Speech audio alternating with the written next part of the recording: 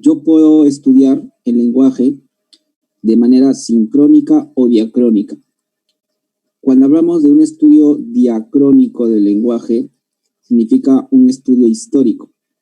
Y en este caso, joven, nosotros lo que vamos a hacer es hacer un poco de historia del origen y evolución del castellano. Ahora, pero evidentemente, si bien es cierto que vamos a abordar un poco aspectos históricos, debemos también centrarnos en aspectos propiamente lingüísticos. Ahora, para poder abordar, joven, ese tema, debemos en la introducción, ese es el tema, origen del español y realidad lingüística, debemos, joven, recordar algunos conceptos que ya se han visto en clases anteriores, porque como que estas ideas o estos conceptos van a ser la materia prima que vamos a usar para el día de hoy. A ver, joven, nosotros debemos tener claro los conceptos que vamos a plantear ahora. Lengua, idioma, dialecto y familia lingüística. ¿Sí? A ver, como tú recordarás, joven, la lengua es un plano de lenguaje.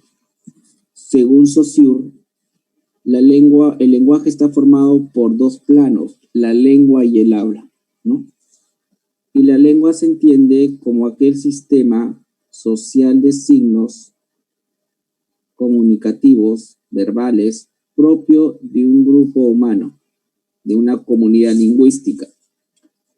Ejemplos de lengua: castellano, francés, portugués, ¿no? Chino, japonés, ruso, etcétera, ¿sí? Esos son ejemplos de lenguas, ¿sí? Ahora, en cambio, como tú recordarás, el habla era pues el uso individual que cada persona, cada hablante hace de su lengua, ¿no es cierto? Ahora, los conceptos de lengua y habla son conceptos que surgen dentro de un ámbito lingüístico, ¿sí? Dentro de un ámbito lingüístico. En cambio, el concepto de idioma es un concepto, joven, que ya, digamos, se usa fuera de lo lingüístico, fuera del ámbito lingüístico.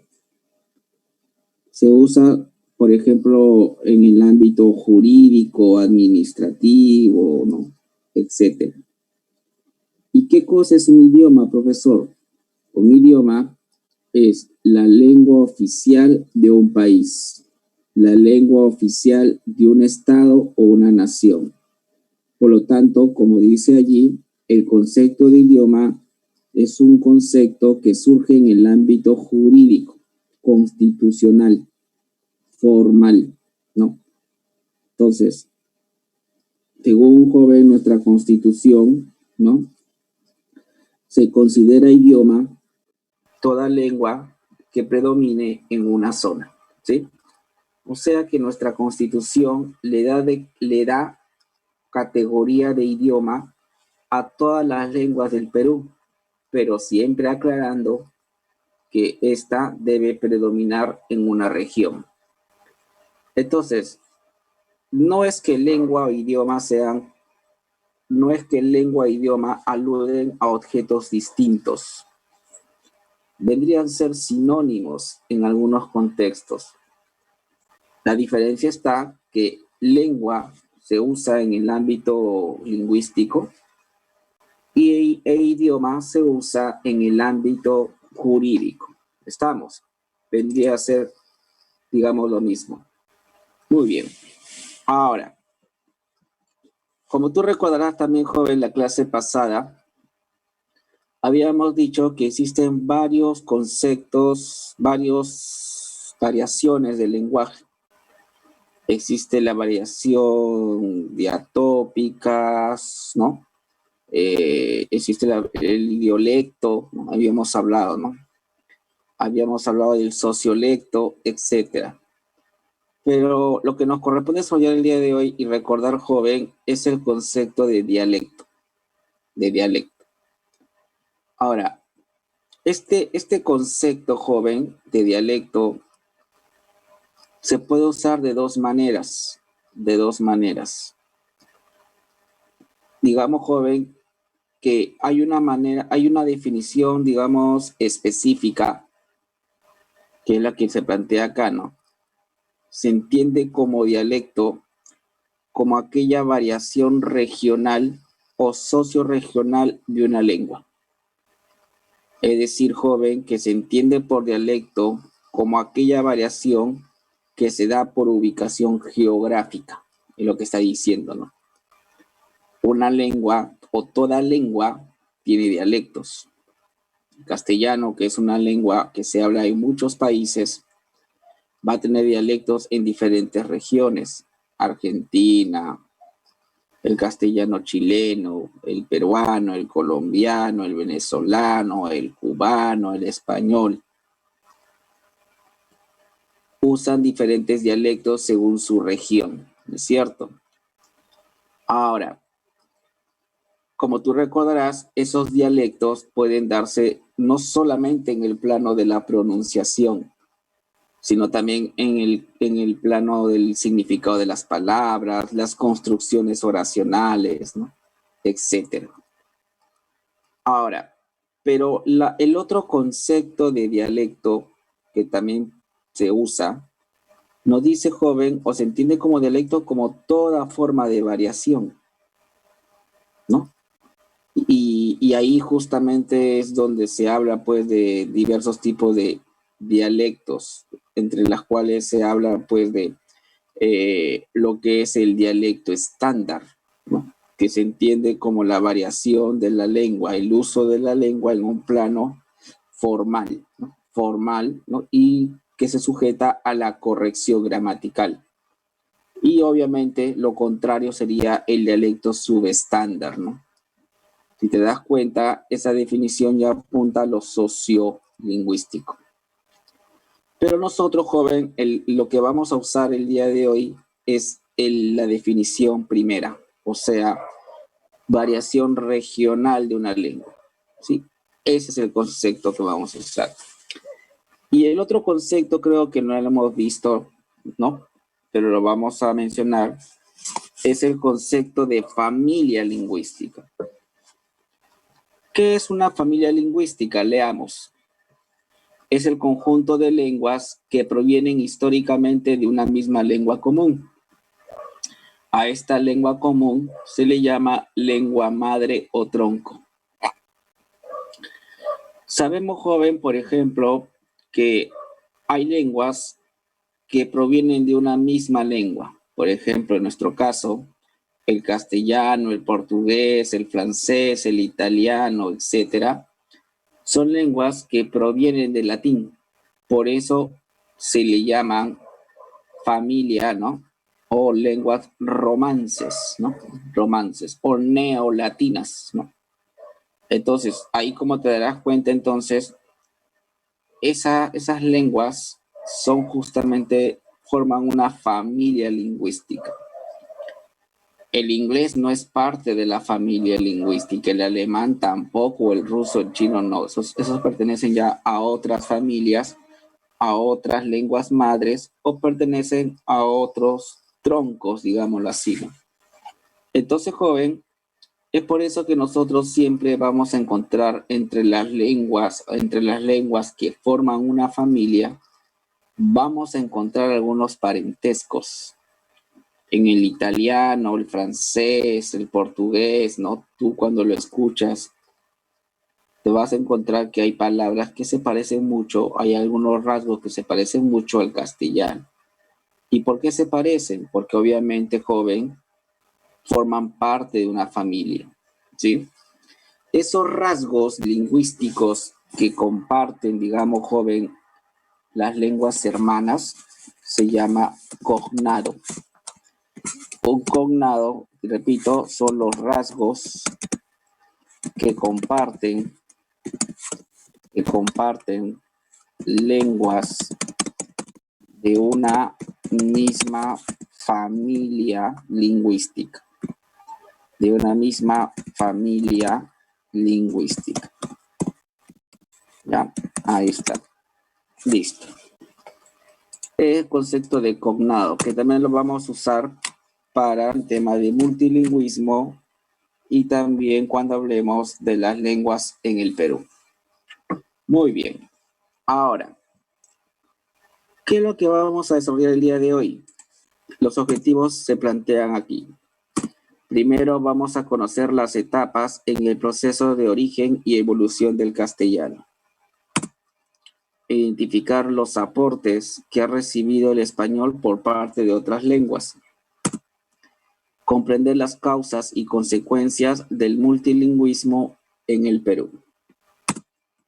Y reconocer el valor de las lenguas aborígenes dentro de nuestra identidad cultural. ¿Sí? A ver, empecemos, joven, por el primer tema.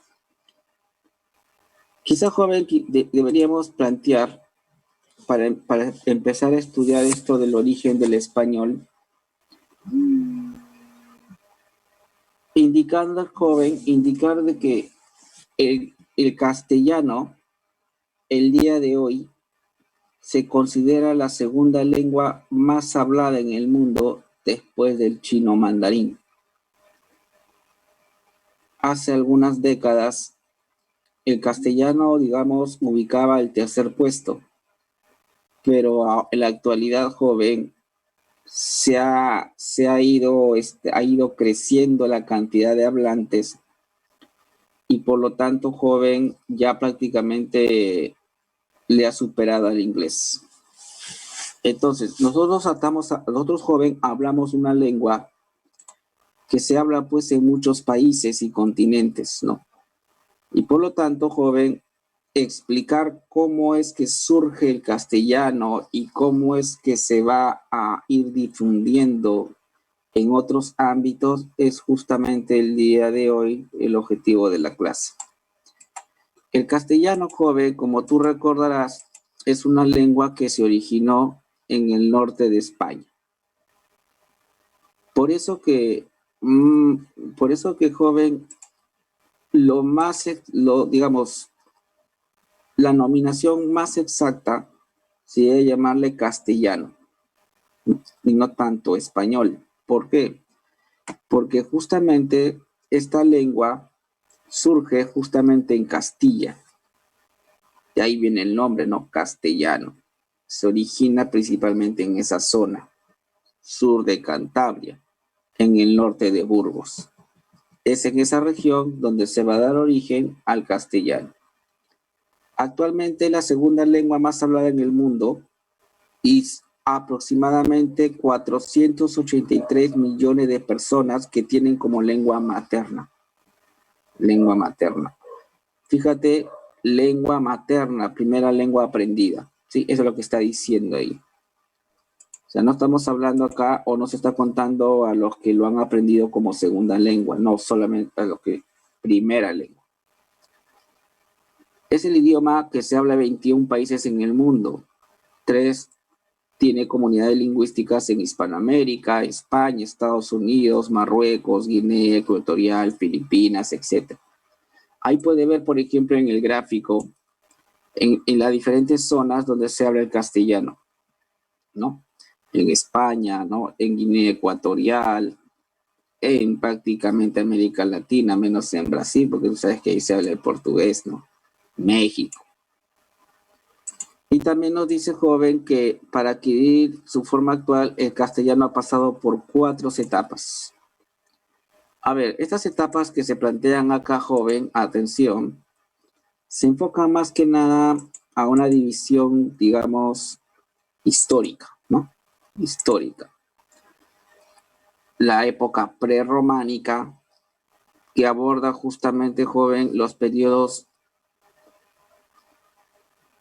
antes de la llegada de Roma, antes de la llegada de la invasión de Roma a la península, la época románica, que tiene que ver con el periodo justamente de llegada de Roma y la imposición del latín como lengua predominante. De ahí viene la etapa visigótica. Tú sabes que cuando cae Roma llegan las invasiones bárbaras, ¿no? Los visigodos, ¿no? los visigodos. Entonces, ahí también pasa por esa etapa. Y también, joven, se habla de la etapa arábiga, ¿no? Sabes que la península ibérica fue invadida por los árabes y por lo tanto ahí se marca justamente ese periodo. Ahora, pero en este caso, joven, nosotros, cuando hablamos ya de un aspecto lingüístico, aquí, joven, deberíamos hablar de tres periodos. Tres periodos. Si tomamos en cuenta los aspectos lingüísticos. ¿Cuáles son esos tres periodos? A ver, el primer periodo son los sustratos, que abarca ese periodo antes de la romanización de la península. Antes de la romanización de la península. De ahí vienen los sustratos, que es durante la romanización de la península. Durante la llegada de Roma, no. Estratos, ahí corrige, por favor. Estratos. Corrección. Durante la romanización. Ahí está. Ahora sí. Y de ahí vienen los superestratos. Superestratos, que se le llama así al proceso después de la romanización. Ahí está. Por lo tanto, joven, cuando se habla de los periodos de evolución del castellano, se hablan pues de tres, fundamentalmente: sustratos, estratos y superestratos. Ahora, si te das cuenta por lo que estoy escribiendo, que tanto los sustratos como los estratos y superestratos tienen como referencia a un hecho. ¿Y cuál es ese hecho que va a marcar un punto de inicio, un punto de cierre? ¿Cuál es ese proceso, ¿no? Que aluden los tres periodos, como dice allí, ¿no? El proceso de romanización. Es decir, joven, que la llegada de Roma a la península ibérica marca un antes, un durante y un después. Ese es, digamos, joven, el hito fundamental para el origen y evolución del castellano, que la llegada de Roma, el latín, a la península. Empecemos por el primer periodo. La etapa prerrománica, anterior al siglo III ante nuestra era. Como te dije, a esa etapa se le llama también los sustratos. Ahora, ¿qué cosas son los sustratos lingüísticos? Ya hablando lingüísticamente, ¿no? Antes que se formara el castellano, joven, en la península ibérica habían lenguas y culturas diversas, como por ejemplo dice allí, los celtas, los vascos, los íberos, tartesios, etc. Estas desaparecieron con la llegada de Roma. Estas desaparecieron. Sin embargo, joven, a pesar de que estas culturas y estas lenguas, digamos, ya desaparecieron, todavía en el castellano se puede mostrar algunas palabras, algunos elementos mínimos, no son tampoco muchos, que han quedado de estas lenguas desaparecidas. Un ejemplo, joven, se puede dar, un ejemplo claro son, por ejemplo, los topónimos, los nombres de los lugares. Es decir, Es decir, que cuando llegaron los romanos e impusieron el castellano, ellos obviamente, joven, no podían cambiar de manera tan rápida y sencilla los nombres de los lugares. Y por lo tanto tuvieron a mantener el nombre de los lugares. Y los nombres de los lugares tenían pues origen en estas antiguas lenguas. Si te das cuenta, la palabra íbero, ¿no? Iberia, península ibérica, ¿no? Que se usa en la actualidad, viene justamente de esas lenguas tradicionales, primitivas. Entonces, fíjate.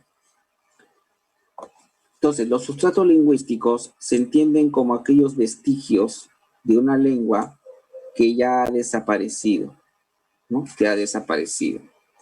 Ahora, en este caso, joven, podemos hacer una división de las diferentes lenguas de este periodo.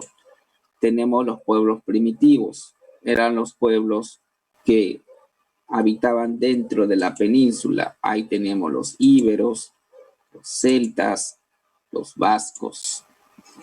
Ahora, de los íberos, por ejemplo, joven, existen palabras como Iberia, caparazón, calabaza, balsas. Las palabras ya se usaban en aquella época. Los celtas, por ejemplo, palabra de origen celta, Segovia, cabaña, camisa, perro, salmón. Y aquellas palabras de origen vasco, por ejemplo, gorra, pizarra, Javier, García. Ese sonido R múltiple, ¿no? Que nosotros pronunciamos, tiene su origen en el vasco. En el vasco. También, joven, habían pues otros pueblos que no trascendieron mucho. Pero en aquella época España, joven, tampoco, o la península ibérica tampoco era pues una región que estaba totalmente aislada de otras. Habían también pueblos colonizadores, ¿no? Y ahí tenemos, por ejemplo, joven, los fenicios, los cartaginenses y los griegos. La palabra España proviene, joven, de Hispania, y ese vocablo, Hispania, significa tierra de conejos, y es de origen fenicio. Cádiz, Málaga, ¿no? Palabras de origen fenicio que todavía se mantienen en los topónimos. Cartaginenses, la misma palabra Cartagena, Ibiza. Y de los griegos, por ejemplo, Rosas, de Rodas, Ampurias, nombre de lugares, ¿no? Comúnmente, ¿no? Ahora, como te digo, joven, acá todavía no se ha formado el castellano. Acá, joven, estas lenguas solamente quedaron alguno que otro vestigio. Ahora, hay que hacer una aclaración.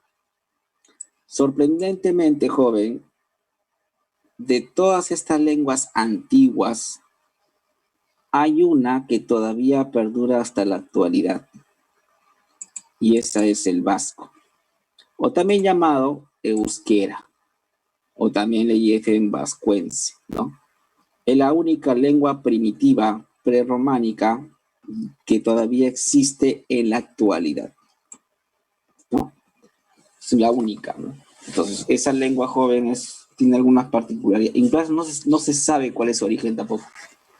No se sabe cuál es su origen, una lengua bien antigua, ¿no? Y es sorprendente, joven, que una lengua tan antigua, todavía perdure, ¿no? Una cosa peculiar ahí, ¿no? Ahora, como te dije, joven, acá no se ha formado el castellano. El hito fundamental que va a marcar el castellano es la llegada de Roma, porque ahí, joven, es donde va a surgir justamente el castellano del latín. Y ahí hablamos ya de la etapa románica, que como nosotros también le hemos denominado estratos lingüísticos. Siglo III ante nuestra era, siglo V después de nuestra era.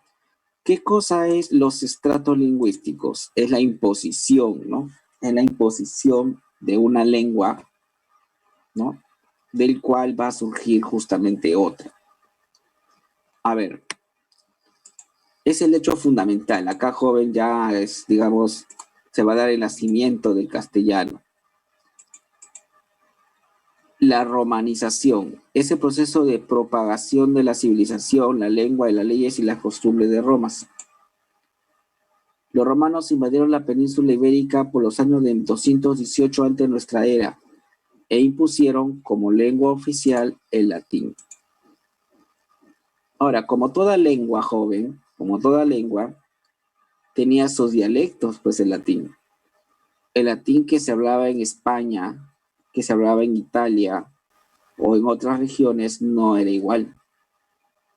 Por lo tanto, joven, para ser más exactos, entonces, el castellano no surge de un latín urbano, de un latín culto, sino, joven, surge de un latín regional, de un latín vulgar, como decían, rusticus. Entonces, fíjate, eso significa entonces, joven, que dicho de una manera, digamos, un poco más sintética, ¿no?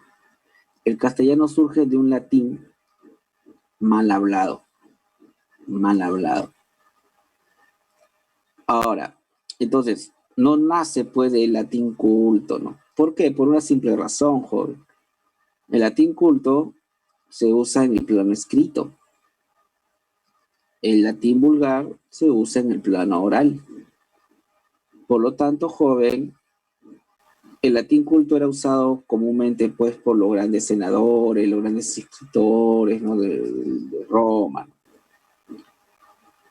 Pero, y este latín culto se mantiene después en la Edad Media con el clero, la iglesia. Pero el latín vulgar, joven, era el latín que usaba la gente en su vida diaria, oralmente. Y por lo tanto, joven, de ahí va a surgir el castellano. De este latín vulgar es donde se va, como dice acá, a aportar el 70% de palabras que forman el idioma.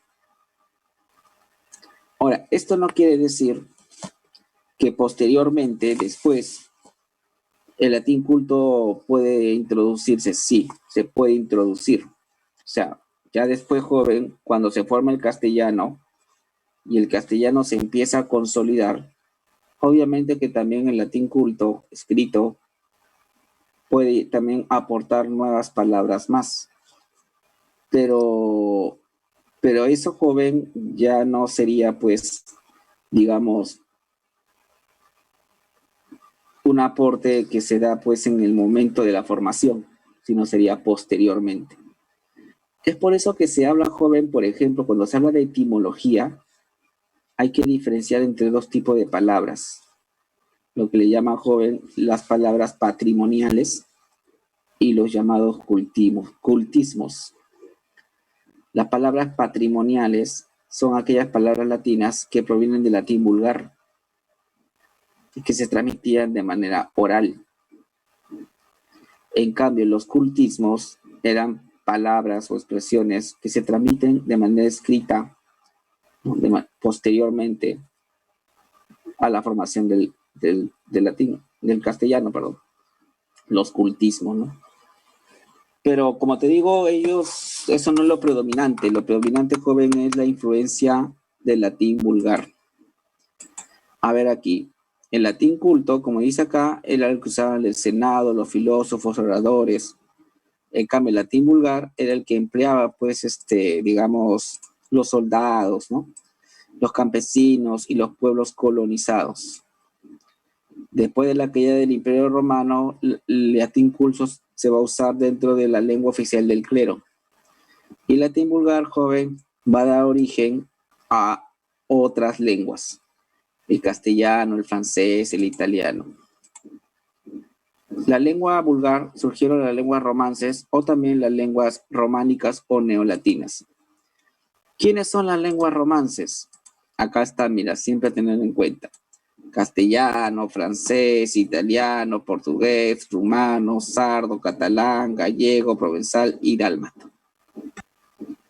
Ahí dice que el dálmata ya desapareció. ya desapareció, ¿no? Entonces, en este caso, joven, esta sería la lengua. Te das cuenta que acá no está el inglés, acá no está el alemán, no está el ruso ni el árabe, entonces son otras familias. Ya. Ahora, lo que voy a pasar a joven ahorita es a describir de una manera bastante rápida cuál, cómo han sido esos procesos lingüísticos que pasan del latín al castellano, ¿ya? Profe, ¿por qué le dicen lenguas romances? ¿Por qué? Porque era la lengua, o sea, provienen del latín, y el latín era la lengua de Roma. Romance viene de Roma, ¿no? Pues de ahí viene justamente el término, lenguas romances, ¿no? O neolatinas, ¿no? El latín, neolatinas. ¿Sí? ¿Entendido, Job?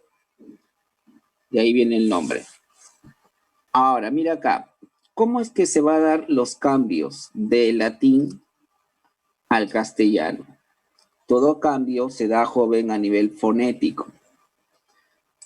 Ahora, por ejemplo, la aspiración significa que la F cambia por la H. Por ejemplo, filius, que es latín, pasa a hijo, castellano. Ferrum, latín, en castellano pasa hierro.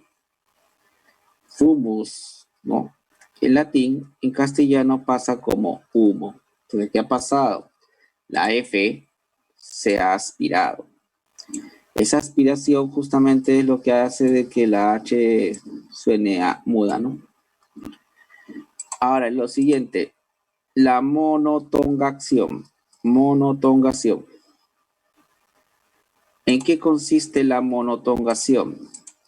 Consiste en que de dos vocales en el latín pasa a formar o se convierte en una sola en castellano. Por ejemplo, Taurus, latín, pasa en castellano como toro. El dictongo pasa a ser una vocal.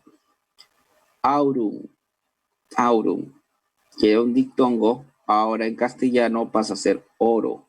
O sea, ha habido una monotongación. Aunque también se puede dar el proceso inverso, la dictongación, es decir, de una vocal en latín pasa a formar dos vocales en castellano.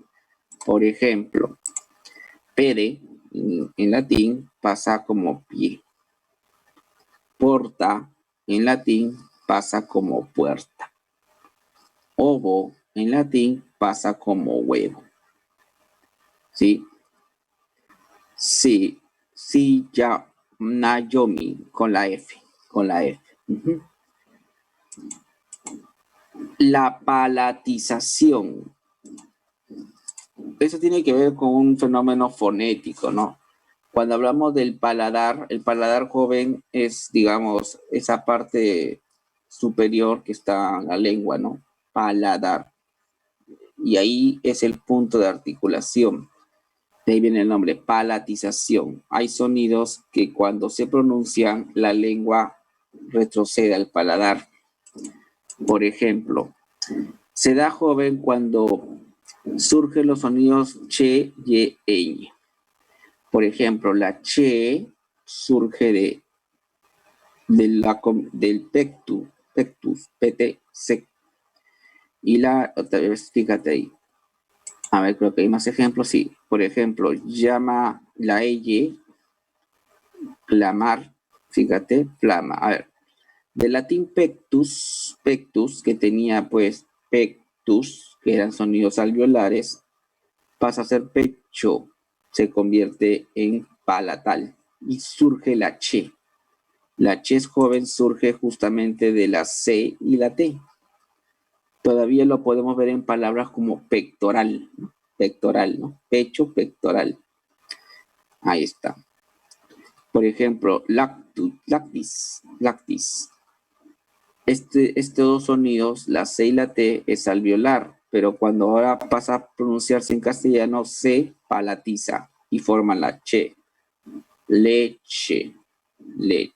¿No? Entonces ahí se ha palatizado. Todavía hay palabras en castellano que podemos ver el origen latino, ¿no? Como lácteo, ¿no? Clamare, en latín, clamare, clamar. La C y la L son alveolares, punto de articulación.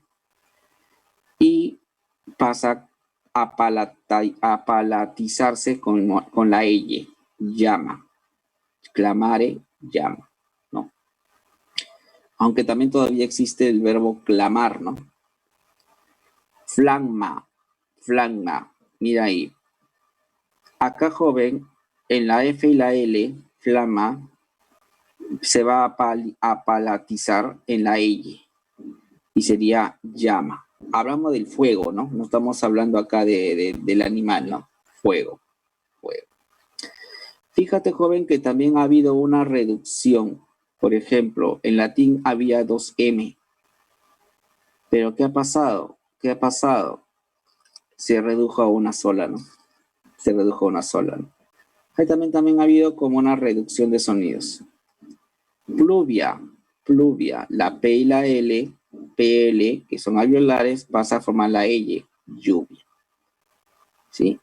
Aunque todavía existe el término pluvioso, ¿eh? Para indicar lluvioso, que es lo mismo. Lignum, ¿no? La G y la N pasan a formar la ñ, leña, ¿no? ¿Sí? No. La Y no aparece acá, no aparece genia, senia, no sé cómo se pronuncia. El otro, joven, es la sonorización. ¿Qué es la sonorización? Hay sonidos sordos y sonoros. Ahora, se habla de sonorización cuando de un sonido sordo, por ejemplo, PTC, cambias por la BDG. A ver, vamos a ver. Lopus, lobo. La P pase a la B. Vita, ¿no? Vita, vida. La T pasa a la D. Amicus. Ahora forma la G, amigo. Hay palabras que todavía mantienen el origen, por ejemplo, amical. Amical. Por ejemplo, vital, de vital importancia, dice vital, ¿no? Muy bien. La metátesis. ¿Qué son las metátesis? La metátesis, joven, es el cambio de ubicación de un sonido. A ver, ejemplos. Miraglo pasa a formar milagro. ¿Qué ha pasado? Ha habido un intercambio de ubicación. La R pasó al final y la L pasó al inicio. Ha habido como acá como una inversión, ¿no? Claro. Milagro. Claro. Pater, padre. Acá primero era, joven, la E y la R. La E y la R.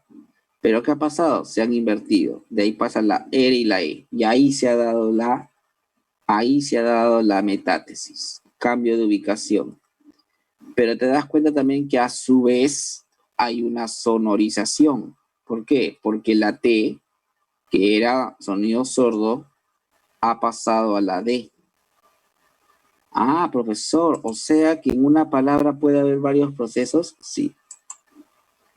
Elisión consiste en omitir un sonido, ¿no? Por ejemplo, vigilare, vigilar. Amare, amar. Si te das cuenta, comúnmente son los verbos, ¿no?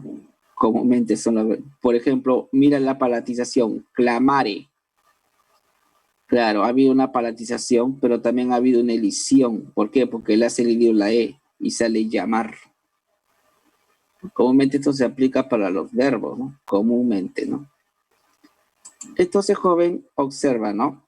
Las palabras pueden cerrar más de un cambio fonético. Formica. A ver, acá ha habido una palatización, una aspiración, ¿no? La F a la H. Pero también, joven, ha habido una sonorización, ¿no? ¿Por qué? Porque la C pasó a la G y sale hormiga. Semper, Semper. A ver, siempre. Claro, acá se ha dado una dictongación porque de la E he pasado a IE y también una metátesis. ¿Por qué? Porque la E y la R han cambiado, intercambiado de ubicación. La elipsis, como dice Cristel, es una omitir un sonido. ¿Sí? Omitir un sonido.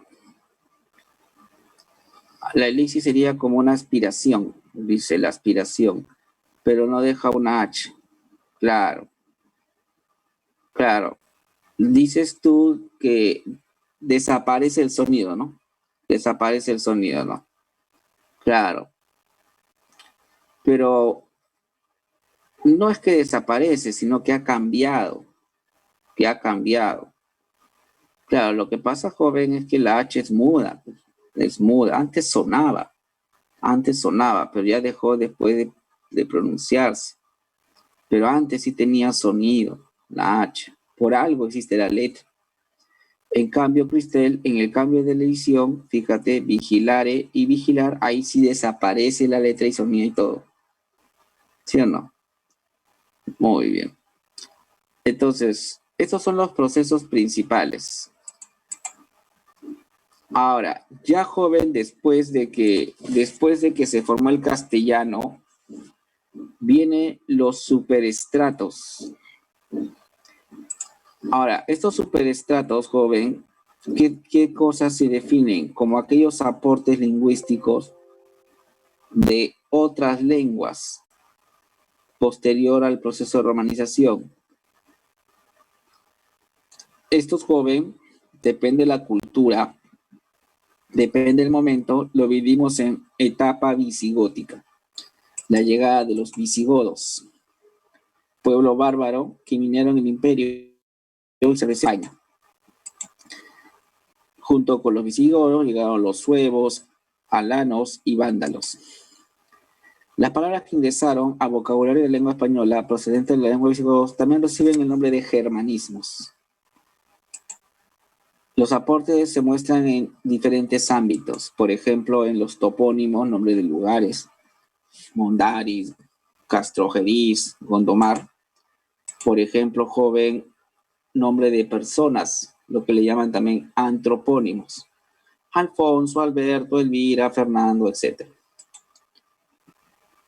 Términos que vienen del ámbito bélico, por ejemplo, batalla, yelmo, guardia, espía, espuela, estaca, etc. Y otros como aspa, bandera, banco, agasajo, ganso. ¿Estamos? Ahí está. Después, joven, llega pues los árabes. Ellos, como tú recordarás, invaden la península desde el sur y se quedan pues por muchos años, ¿no? Necesariamente, entonces, muchas de nuestras palabras, joven, que empleamos el día de hoy en castellano, son del árabe también. Son del árabe. En este caso, por ejemplo, joven, los árabes invaden la península, ¿no? Y llega el periodo de la reconquista española. Los arabismos son las palabras que pasaron del árabe al español. Dice, joven, que a diferencia de los visigodos, los árabes aportaron con mayor cantidad de palabras, casi 4.000 palabras son de origen árabe. También, joven, por ejemplo, la presencia del artículo al, el artículo al fue incluido en cristiano con muchas de las palabras. Los árabes aportaron en diversos campos. La agricultura, alfalfa, algodón, arroz, azúcar, café, zanahorias, palabras. La arquitectura, albañil, alcoba, alcantarilla, alcázar, azotea, zaguán. La administración, ámbito alcalde, alférez, almirante, arroba. Si te das cuenta, muchos comienzan con A o al. Ciencia, álgebra, algoritmo, alquimia, ajedrez, cifra y cero. Topónimo, nombre de lugares, Andalucía, Guadalupe, Guadalajara, etc. Ahí está. Ahora, Pero también, joven, ya modernamente, también, joven, van a haber otras lenguas que van a aportar. Por ejemplo, joven, tenemos los préstamos lingüísticos. Por ejemplo, anglicismos. El inglés también va a aportar algunas palabras al castellano. Fútbol, vóley, básquet, ¿no? Meeting. Muchas palabras de inglés han sido castellanizados. Los galicismos, que son del francés. Champán, chofer, coñac, vedette, pantalón, menú, carne, son dije en francés. También, joven, italianismos, como dicen, ¿no? Del italiano, ¿no? Novela, terceto, soneto, comediante, piano, etc.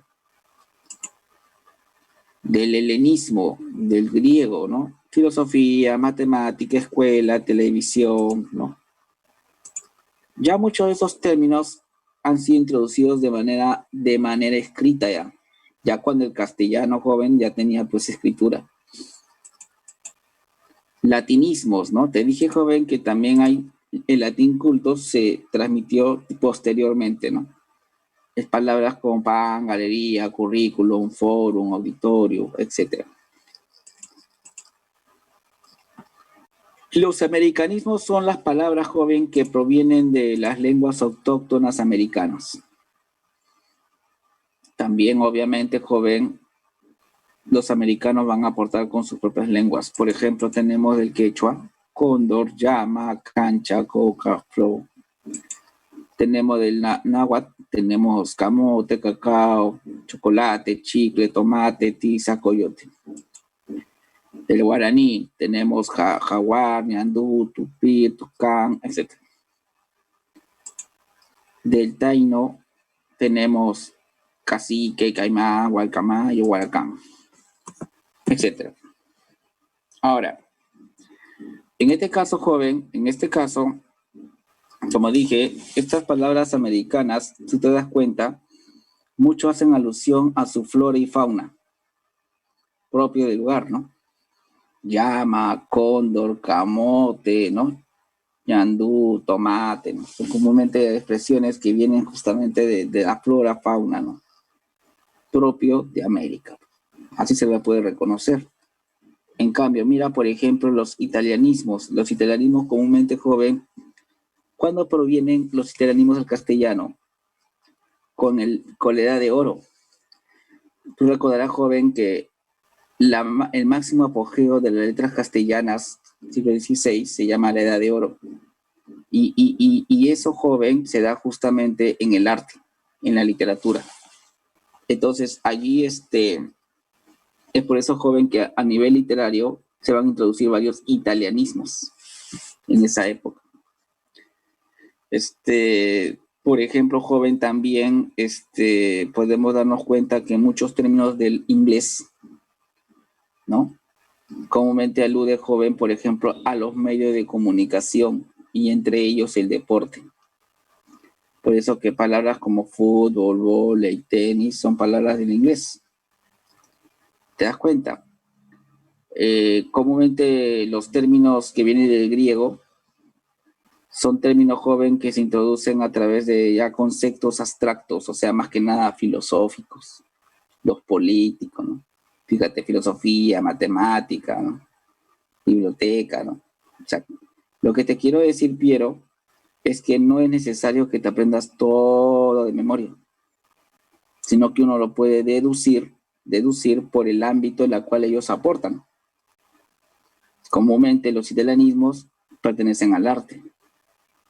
Comúnmente los americanismos provienen de la comida, la flora, la fauna, los animales propiamente americanos.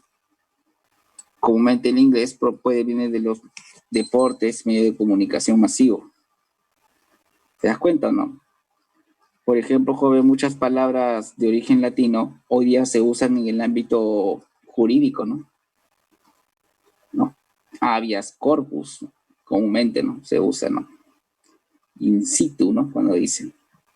Claro. Torce, ¿no? También. Entonces son términos que se usan en el ámbito jurídico. ¿Por qué? Porque justamente, como tú recordarás, el Código Civil no se basa en, ¿no?, los códigos del proceso romano. Entonces ahí tiene la referencia. ¿Te das cuenta o no? Nadie se lo va a aprender de memoria, ¿no? Pero sí, más o menos, analízalo, y muchos de los préstamos comúnmente se especializan en determinados ámbitos. Por ejemplo, el francés. Si te das cuenta, muchas palabras del francés provienen de qué? De la comida y la bebida, pues, ¿no? Champán, coñac, ¿no? ¿Sí o no? Menú, comida y bebidas, ¿no? ¿Te das cuenta, no?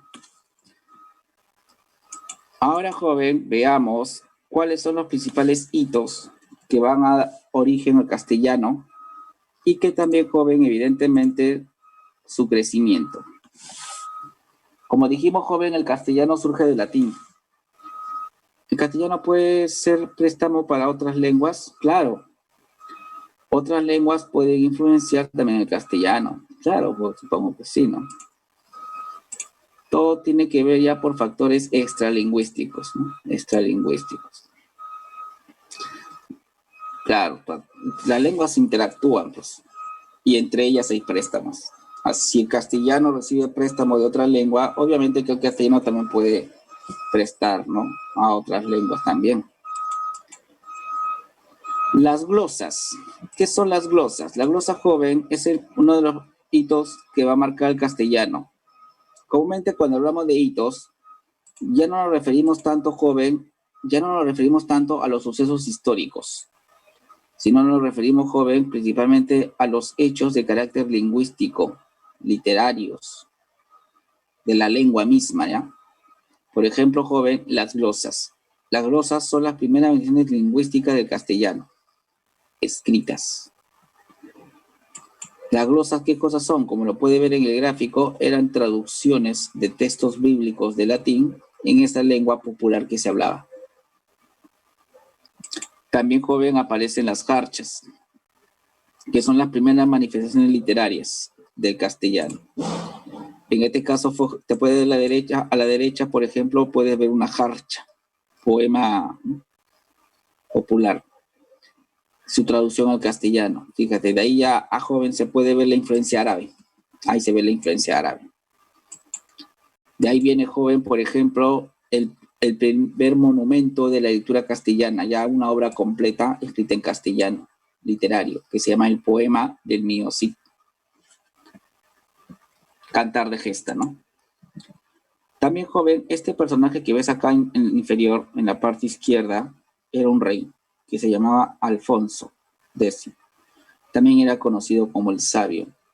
El joven va a oficializar el castellano, ¿no?, y también va a crear la llamada Escuela de Traductores. El castellano se va a enriquecer con la traducción, con esta Escuela de Traductores, quienes van a traducir autores de otras lenguas, ¿no?, y también, joven, van a crear términos y expresiones para determinados campos de estudios en castellano. También, joven, la publicación de la primera gramática de la lengua castellana en el siglo XVI por un tal Antonio de Nebrija, que es el que publica su primera gramática. De ahí, joven, la Edad de Oro. O sea, estamos hablando, joven, del periodo de esplendor de las letras castellanas. En este periodo, joven, en este periodo de esplendor, van a surgir, pues, grandes obras y autores, entre las cuales se destaca la novela El ingenioso Hidalgo, Don Quijote de la Mancha, de Miguel de Cervantes Saavedra. El día de hoy, joven, cuando celebramos el Día del Idioma, evidentemente se recuerda la figura de esta novela y este autor. También, joven, la fundación de la Real Academia de la Lengua Española, institución fundada en 1713 por el Marqués de Villena y aprobada por el rey Felipe.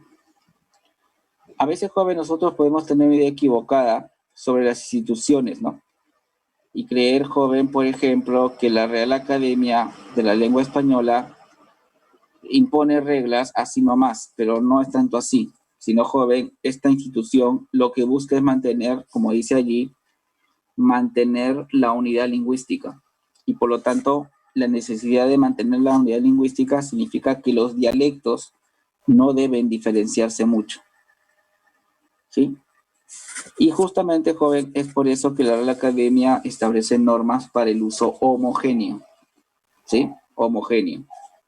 Claro, importante la ortografía para eso. La ortografía, joven, la normativa busca eso, mantener la unidad del idioma. No es una cuestión simplemente de que yo debo usar o debo escribir así porque a alguien se le ocurrió que debe ser así. Profe, ¿por qué se dice haya y no haiga? No, ¿por qué? ¿Por qué? Si no es lo mismo. No, claro, es que hay necesidad de mantener la unidad. ¿Por qué? Porque si cada quien hablara como quiere y escribiera como quiere y dijera las cosas como quiere y piensa y no se sentiría una norma, entonces finalmente, joven, terminarías hablando otra lengua, ¿no? Otra lengua.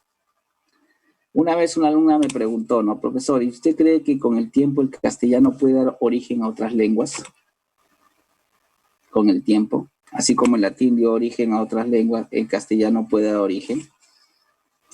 Mientras existan instituciones como las reales academias, mientras se publiquen libros, ¿no? En ese lenguaje estándar, no, se va a mantener. Si desaparecieran estas instituciones y cada quien ya fuera independiente y publicara solamente para su país, ahí sí podría ser, y eso, pero yo creo que no, imposible. En la actualidad ya no se puede. ¿Por qué? Porque la lengua, como te digo, tiene a homogenizarse. Hasta ahí, joven, ¿alguna pregunta con respecto a la primera parte sobre el origen del castellano?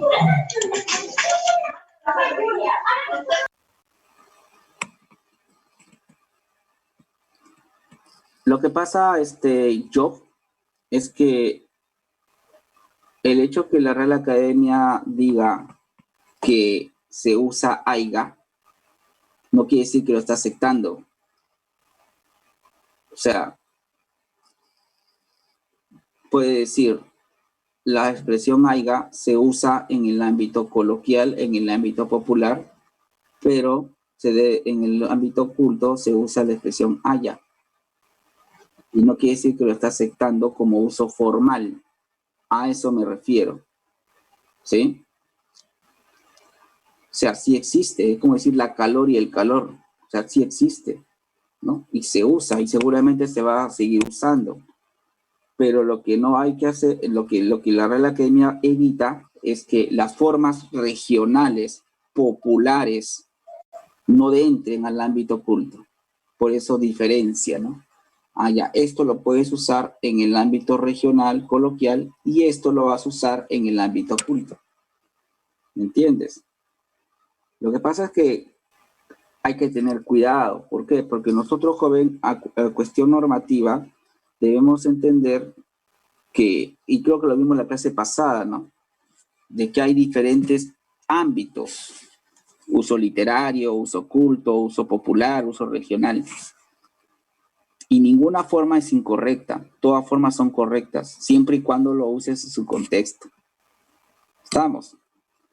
Ahora, nosotros, ¿para qué aprendemos el idioma? ¿Para qué aprendemos o llevamos este curso? Evidentemente, joven, para ir conociendo la forma culta formal de la lengua. Un ejemplo de cognado. A ver. Creo que en italiano se dice amore. Y acá se dice amor.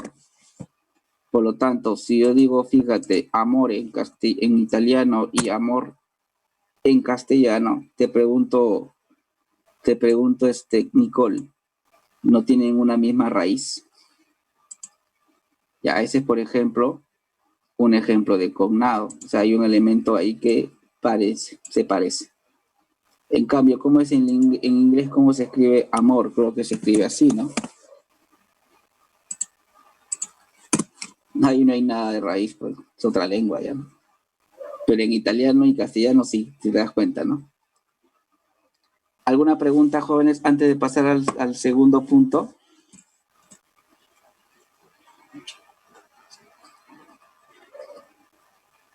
Dime, Claudia. América, ¿qué pasa con América?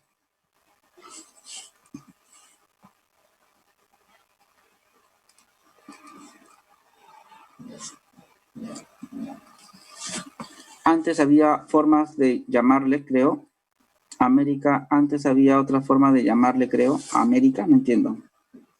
Si había otra forma de llamarle América, ¿a eso te refieres? No entiendo.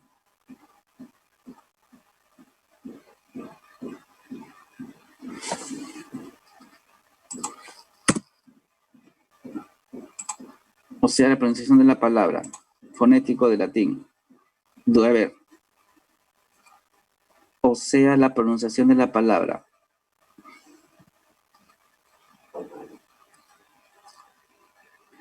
Ya, ahorita. A ver, Claudia, no entiendo muy bien tu pregunta. Siempre ha habido dialectos. Los dialectos siempre son variaciones de todo tipo, ¿no? Regional, ¿no? O sea, son pronunciación. O sea, cada región va a tener forma diferente de pronunciación. No sé si a eso te refieres, ¿no? El castellano de América tiene, por ejemplo, el ceseo. Acá nadie pronuncia la Z española. En cambio, en España pronuncian la Z. Hay una diferente pronunciación. Eso ya es dialectal. Duritia, duritia.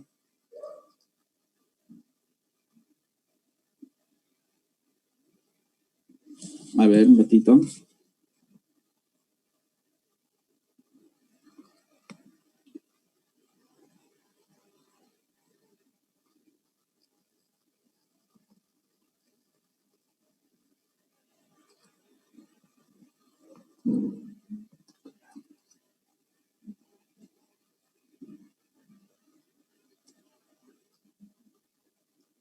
Ya, la palabra dureza, dureza viene de duritia, dice, ¿no? Duritia, claro. Ahora, un rato, déjame ver este sufijo.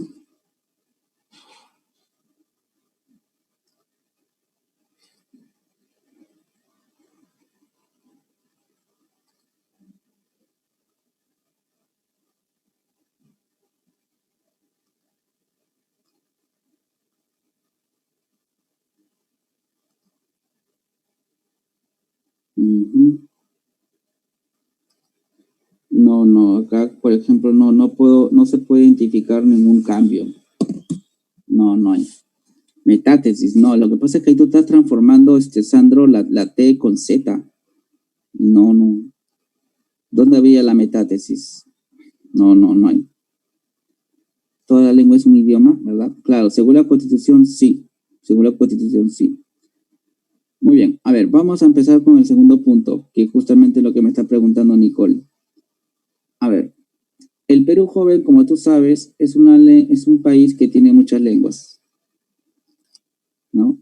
Comúnmente la gente suele conocer solamente las principales, castellano, quechua, aymara, ¿no? Por ahí puede mencionar algunas amazónicas, pero más o menos hay como 47, 48 lenguas en el Perú. Por lo tanto, joven, el Perú es un país multilingüe, es decir, se define como multilingüismo como aquel fenómeno sociolingüístico en la cual, joven, se da la coexistencia de varias lenguas en un mismo territorio.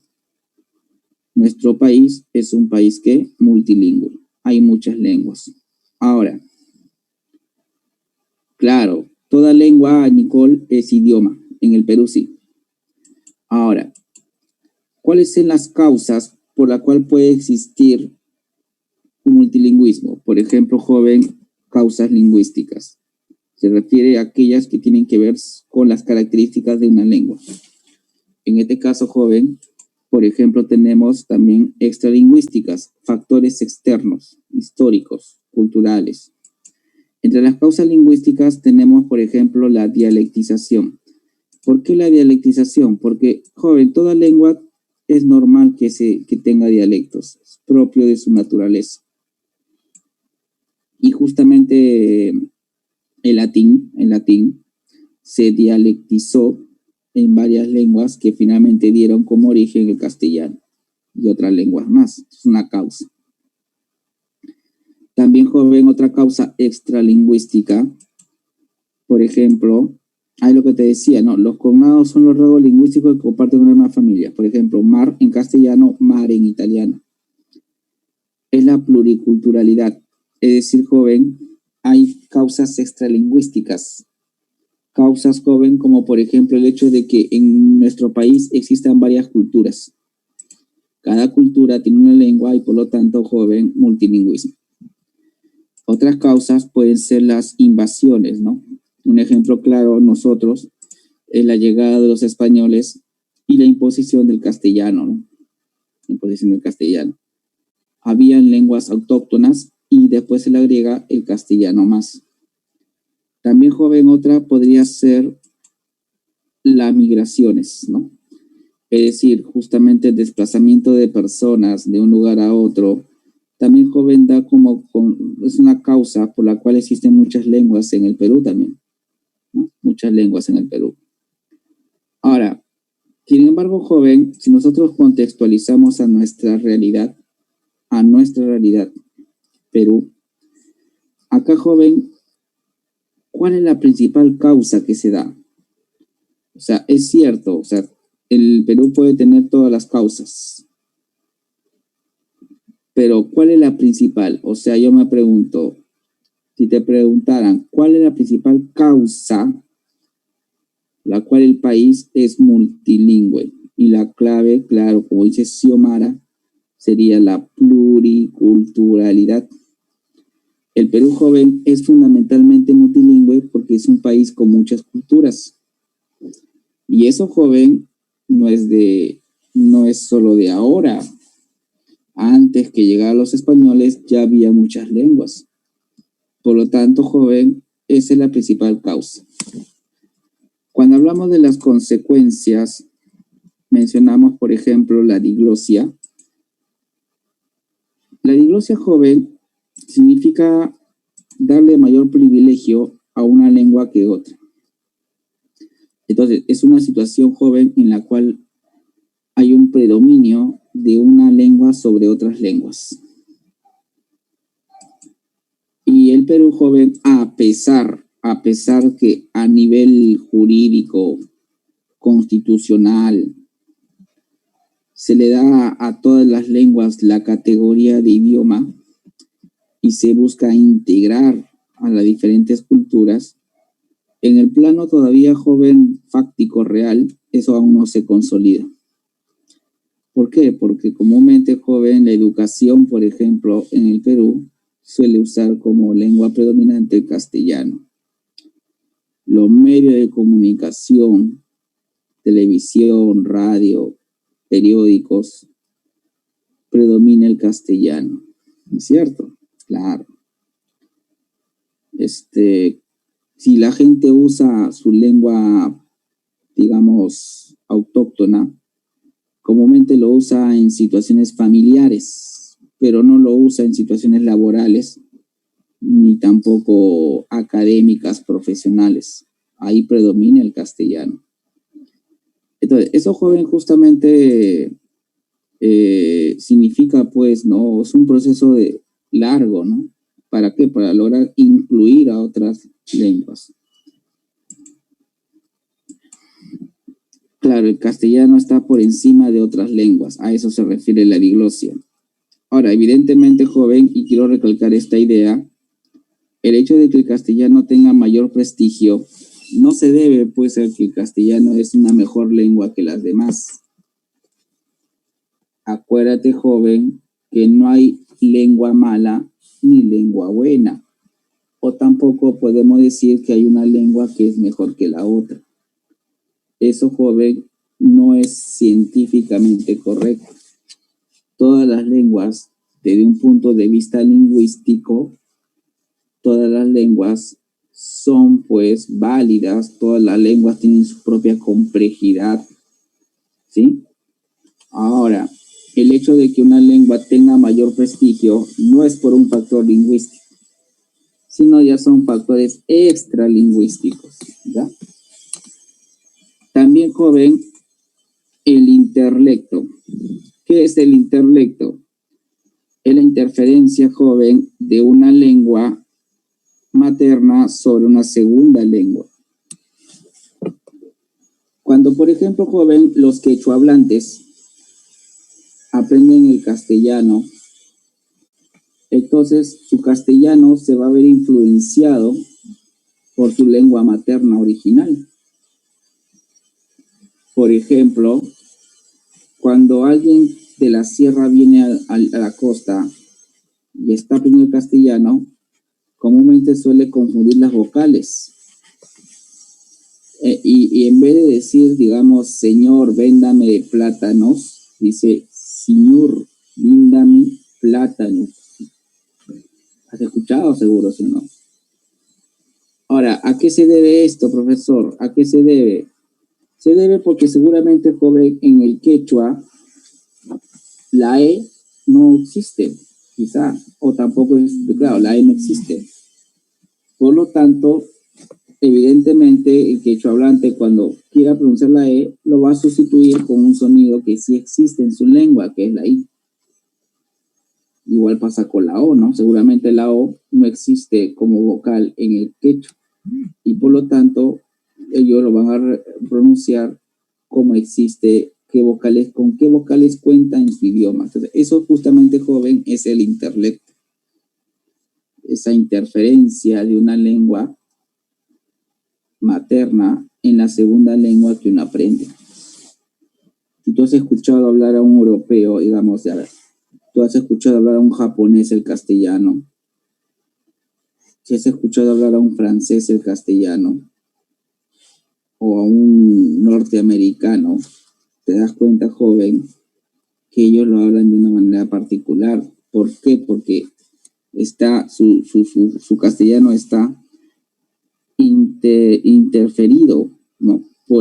por su lengua materna. También, joven, también bilingüismo. ¿Cuándo se habla de bilingüismo? Cuando una persona tiene la capacidad de poder expresarse y comunicarse a través de dos lenguas. Ahí está. ¿Sí? Hay quienes hablan 3, 4 lenguas, ¿no? Políglotas se llaman. Y también, joven, el hecho de que exista diglosia, entonces a la larga provocar que la extinción o desaparición de algunas lenguas. ¿Sí o no? Por ejemplo, joven, cuando llegaron los españoles, en la costa había varias lenguas. Pero como el español se asentó en la costa, esas lenguas aborígenes desaparecieron, como el puquina, el sechura, el cuyí, mochica, tayán, que eran lenguas que se hablaban en la zona norte del Perú, pero que terminaron desapareciendo. ¿Qué es la isoglosa? La isoglosa es el límite imaginario que separa dos áreas donde se hablan dialectos distintos. Por ejemplo, joven, a ver, si yo, por ejemplo, joven, ¿tú has escuchado hablar a los norteños el castellano? Así a Piura, Ores de Piura, Tumbes, ¿no? Lambayeque. Tienen una forma de hablar, un dialecto. Por lo tanto, joven, el lingüista, ¿qué hace? Cuando va a estudiar justamente las lenguas y los dialectos, forma mapas, o sea, forma límites imaginarios. ¿En qué zona se habla este dialecto del castellano? Y ella establece un límite, departamento, región. A ese límite imaginario es lo que le llaman isoglosa. ¿Sí? Muy bien. Ahora, en nuestro caso, joven, el Perú es un país multilingüe y pluricultural. Existen 19 familias lingüísticas. No he dicho lenguas, familias. Y cada familia puede tener diversas lenguas. De esas 19 familias, 2 son andinas y las 17 son amazónicas. Y otra vez respondiendo a la pregunta de Nicole, ¿no? En la Constitución Política dice, son idiomas oficiales, castellano, y en las zonas que predominen, también lo son el quechua, el aymara y las demás lenguas aborígenes en el Perú.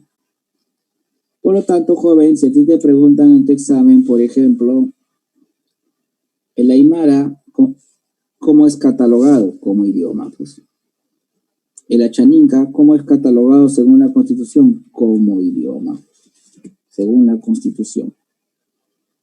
Ahí está. La mayoría de los peruanos son monolingües, pues solo hablan la lengua castellana. La gran mayoría. Las lenguas en el Perú joven se pueden dividir en lenguas amerindias y no amerindias. Llamamos lenguas amerindias a aquellas lenguas que surgen pues o son autóctonas del continente americano. Y en este caso podemos dividirlo en andinas, que se hablan en la región de los Andes, y amazónicas, las amazónicas. Ahora, entre las lenguas andinas podemos encontrar, joven, por ejemplo, la familia quechua y la familia aru. Dentro de la familia quechua podemos encontrar una variedad de dialectos. Tenemos, joven, por ejemplo, el quechua del norte, centro, sur, selvático, etc. Ya, ahorita lo retrocedo un ratito. En cambio, la familia aru vas a encontrar 3 lenguas. Por ejemplo, encuentras el aymara, el cauqui y el jacaro. Ahora, las lenguas amazónicas tienen pues varias familias, ¿no? La más compleja. Y en cada familia vas a encontrar una gran cantidad de lenguas. Y llamamos, joven, lengua no amerindias aquellas que no son autóctonas, que provienen de otros lugares, ¿no? Como el inglés, el chino, alemán, italiano, castellano. En este caso, joven, obviamente en nuestro país la lengua amerindia, la lengua no amerindia más importante es el castellano o el español, ¿sí? A ver, rapidito, Diego. 1, 2 y 3.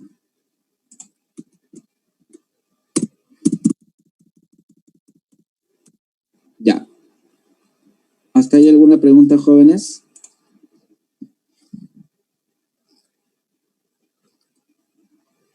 Profe, esas familias, ¿tengo que aprenderme? No, no es necesario que te aprendas todas las familias. A ver, joven.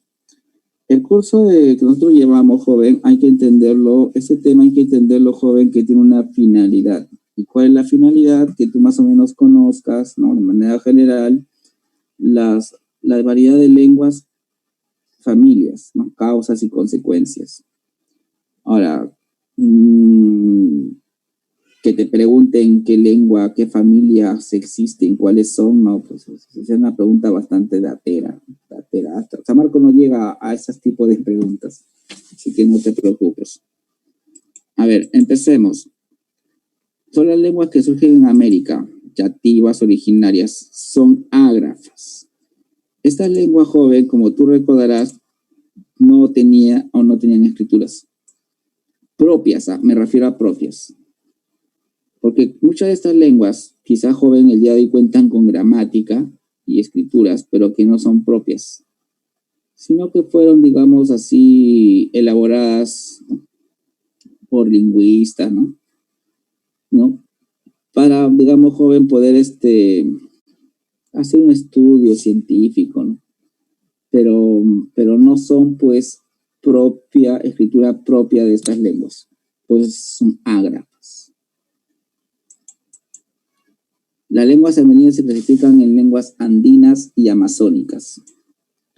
Las lenguas andinas son 2 familias, quechua y aymara, familia aru. La familia quechua la lengua quechua, joven, es una lengua que se habla no solo en el Perú, sino también se habla, joven, por ejemplo, en otros países como Argentina, Chile, o sea, toda la región de los Andes, ¿no?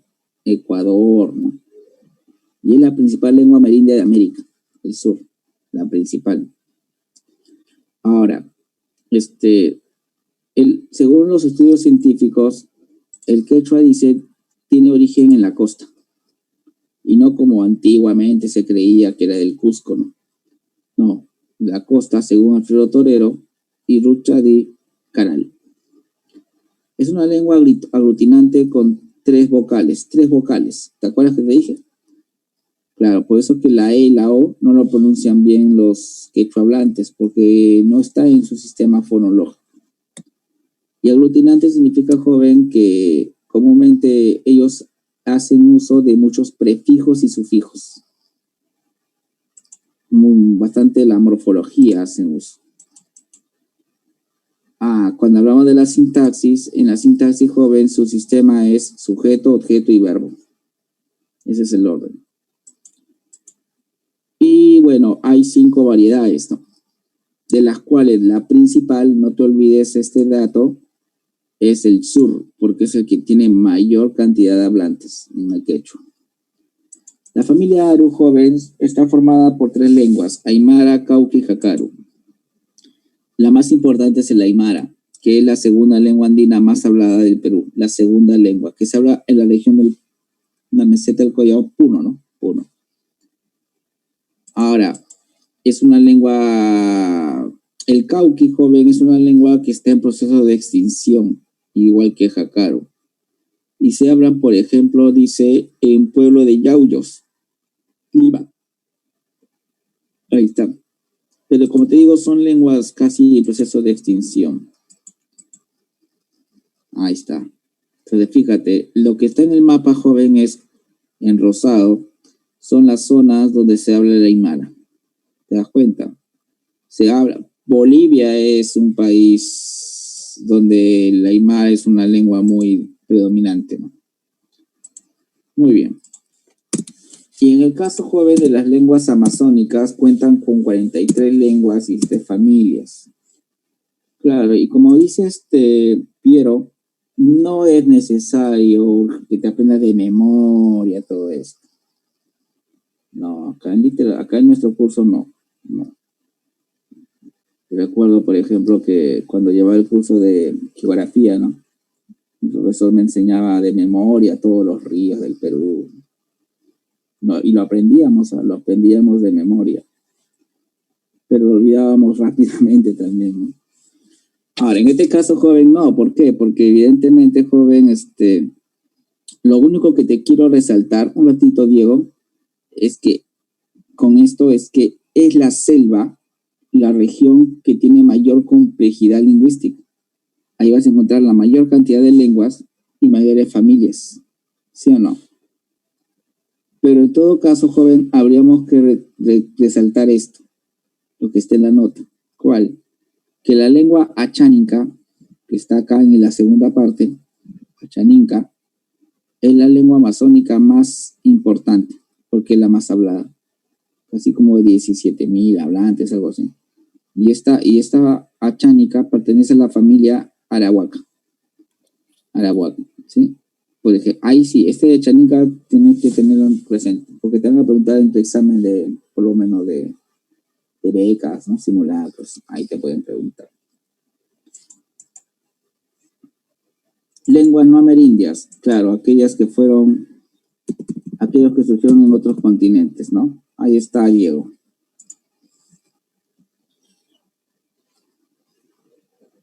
Ya. Ahora, claro, son las extranjeras. Inglés, chino, alemán, francés, portugués, italiano. A ver, joven, yo te pregunto, después del castellano, ¿qué otra lengua amerindia sería más importante en el Perú? Te doy opciones: inglés, chino, alemán, francés, italiano, portugués. El inglés. El chino, claro. Chino e inglés, claro. El inglés no. ¿Por qué no, profesor? Cuando hablamos, joven, por ejemplo, de lenguas no amerindias, hablamos, joven, de lenguas extranjeras que se han, digamos, asentado a través de comunidades. ¿Me entiendes?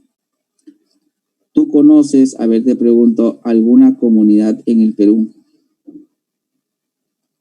de gente que hable inglés, solo inglés? No, no. Bueno, eso de al alemán, ¿no? Creo que hay una sección ahí, ¿cómo se llama ese lugar? No me acuerdo. Satipo, creo, ¿no? Satipo, Oxapampa, ¿no? Claro. Pero no es predominante, ¿eh? No es predominante, es una región nada más. Posuso, claro, ¿no? Posuso. En cambio, claro, y como no es predominante, pues no tanto, ¿no? En cambio, el que sí joven yo he visto que ha sido una cultura, una lengua que de alguna manera joven desde tiempo en el Perú ha estado presente es el chino, ¿ah? El chino, claro. Los chinos formaron sus colonias, ¿no? Entonces ahí también, joven, ahí incluso hay un barrio chino, ¿no? O sea, sí, esa lengua sí. Ahora, no es que nosotros hablemos chino, sino que tienen ahí unas comunidades y culturas, ¿no? El inglés no, pues el inglés joven solamente es a través de los medios de comunicación, fundamentalmente, ¿no? El cine, la televisión. Pero el principal es el castellano. Claro, ahí está, mira lo que decía su compañero, Posuso, ¿no? La lengua no marina más hablada del Perú es el castellano. Se divide en tres según sus dialectos. Tenemos, joven, el ribereño, que es el castellano que se habla en la costa, y hay unas características que lo vimos la vez pasada, creo, ¿no? La omisión de la D, por ejemplo, en vez de decir cuñado, cuñado, pescado, pescado, té, usted, pero este es en el oral. Esto tiene que ver en el plano oral, más que nada. Igual también en el plano oral, la reducción que queda de la R, ¿no? Voy para allá, está bien, ya pe, ya pe. El yeísmo, ¿no? El yeísmo es una cuestión fonética ya, ¿no? El yeísmo y el ceseo, ¿no? En cambio, joven, el castellano andino, la confusión de las vocales, ¿no? Propiamente. Todo es en el plano oral, ¿no? En el plano oral. La discordancia nominal, ¿no? Entre género y número del sustantivo. Artículos con nombres, también en plano oral, ¿no? Por ejemplo, dicen el José, la Pamela, ¿no? Excesivo del diminutivo, cafecito, gaseosita, ese propio del castellano andino. Los adverbios son invariables, pero a veces nosotros le ponemos género y decimos Olga estaba media distraída, cuando debe ser medio. Es también propio del castellano andino. El selvático, pues no, el selvático joven, por ejemplo, otro en el plano oral, sonido, es la confusión de, o sea, la J por la F, ¿no? En vez de decir Juana, Juana. Doble posesivo, por ejemplo, digo, su papá, de su papá, mi amigo. Su papá, mi amigo, está usando doblemente posesivo, de mi amigo, su papá. Y alteración del orden, ¿no? Por ejemplo, de María, su primo ha rezado ayer. Hay un desorden ahí. Eso también, joven, ahí sería. Muy bien. ¿Alguna pregunta entonces, jóvenes, al respecto? Antes de pasar al PPT práctico. Ahí está la bibliografía. ¿Todo bien?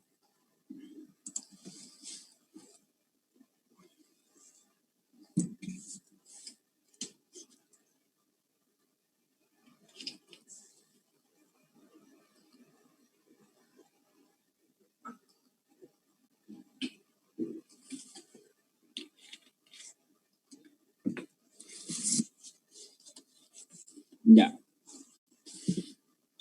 ¿Alguna pregunta, jóvenes? Voy abriendo el PPT práctico.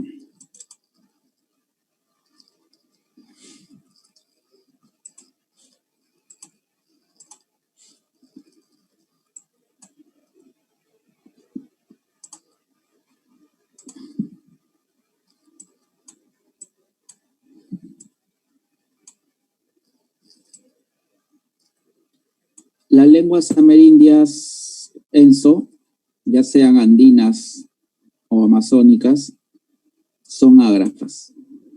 Significa que no tienen escritura propia, ¿ya? Escritura propia. Ahora, en el caso del quechua, claro, tiene escritura, pero no es propia. Como te dije, esos fueron creados ya por europeos, pero propia no es. Por eso que la grafía, las letras, no, es parecida al castellano.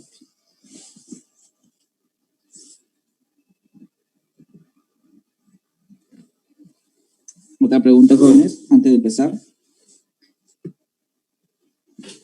4 minutos empezamos.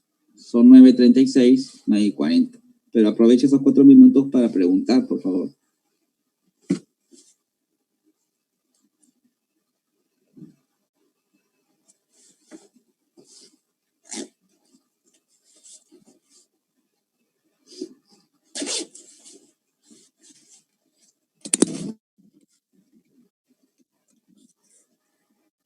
Diacrónica, Frank, significa un estudio histórico, es decir, un estudio que toma en cuenta la evolución histórica de la lengua. O sea, es la historia, digamos, ¿no?, de una lengua. En cambio, joven, un estudio sincrónico es un estudio actual nada más, que no toma el criterio histórico, solamente lo de hoy, nada más. Como dije, Jot o Jot, no sé, según la Constitución, todas las lenguas en el Perú tienen la categoría de idioma, según la Constitución, ¿sí? Profe, me dice, buena pregunta, ¿no? De todo lo que hemos visto, ¿qué parte principal nos podría venir en el examen? O sea, claro. ¿Qué es lo que ha venido, no? ¿Qué es lo que ha venido en el examen? Por ejemplo, en el caso del origen del castellano, ahí hay, por ejemplo, lo que pasa es que es un tema nuevo, el origen del castellano, es un tema nuevo, ¿no? Y si tú buscas en el examen de admisión, pues casi no, porque es un tema casi relativamente nuevo. Pero si tú revisas, por ejemplo, lo que es la presa Marcos, que también tiene ese tema, ellos comúnmente cuando preguntan, suelen preguntar por los hitos históricos, los hitos, ¿te acuerdas que vimos, no? Los hitos, ¿no? Y también por los procesos fonéticos, de cambio fonético, comúnmente. Y también te pueden preguntar sobre arabismos, americanismos, ¿no? Comúnmente, o sea, ¿qué palabras son de origen árabe? ¿Qué palabras son de origen americano? ¿Te das cuenta? Con lo que respecta al tema del multilingüismo, muchos han enfocado al tema de la diglosia. ¿Qué es la diglosia? O ejemplos de diglosias, o sea, cómo una lengua se impone a otra. Eso han preguntado bastante sobre el aspecto de la diglosia. O también, joven, por ejemplo, ¿no?, el de los dialectos, o sea, un castellano andino, un castellano amazónico, ¿no?, por ejemplo. Profesor, esos textos, claro, a ver qué me dice acá, esos textos que van al costado de la hacha son las glosas. Lo que está en la parte superior, sí, las glosas son traducciones. Ahí esas pequeñas traducciones son las primeras manifestaciones escritas. Profesor, ¿cuál es la diferencia entre multilingüismo y plurilingüismo? A ver. Yo lo veo lo mismo, pero déjame ver la definición. Plurilingüismo.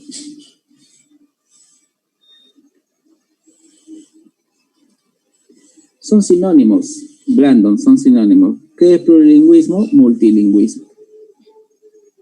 Son lo mismo.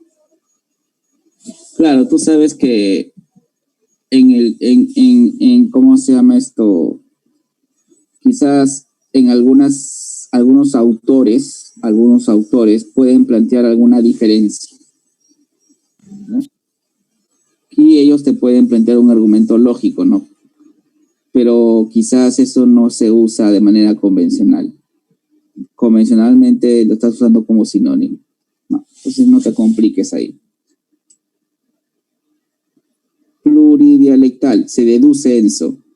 Dialecto, pluridialectal, que tiene muchos dialectos.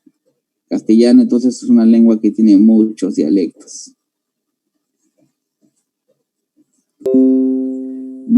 No, en el caso, a ver, respondiendo a Lucía.